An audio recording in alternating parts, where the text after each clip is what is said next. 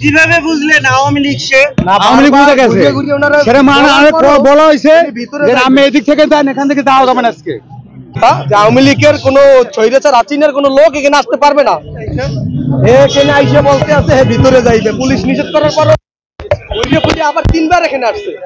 তাই আর কি আরে এখানে আমরা দাওয়াইতে প্রতিরোধ করতে আমরা বাধ্য হয়েছি আর কি। এইটাই আর কি আমার কথা, যে আওয়ামী লীগের কোন স্বৈরাচার আচিনের কোন লোক এখানে আসতে পারবে না। ফুল নিয়ে আসছিল? না, ফুল নিয়ে আসে নাই, কিন্তু ওনারা এখান থেকে 3 বার পুলিশ বিদায় করছে। তারপর উনি ঘুরে ঘুরে এখান থেকে ভিতরে যাওয়ার চেষ্টা করতেছিল, এই কারণে তারে আমরা এখান থেকে প্রতিরোধ করেছি।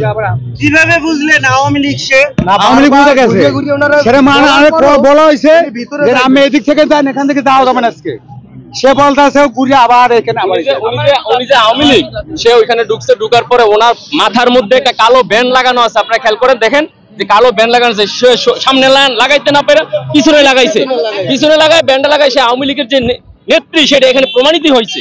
আর সে বলে যে আমি দেখতে আসছি। কি দেখবে এখানে? ঘোড়ার ডিম দেখার কিছু নাই, এখানে দেখার কিছু। যে দেখতে আসবে তাকে প্রতিহত করা হবে।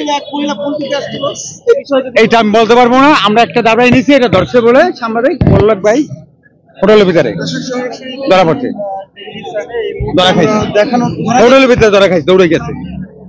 উনি কি আইনজীবী ছিলেন? উনি আইনজীবী ছিল না, আইনজীবী ছিল না, উনি সাধারণ পাবলিক। আইনজীবী বললে উনি চলে গেছে, ওনার বালা মতন 4:30 সকাল 7টা থেকে আসছিল। হ্যাঁ।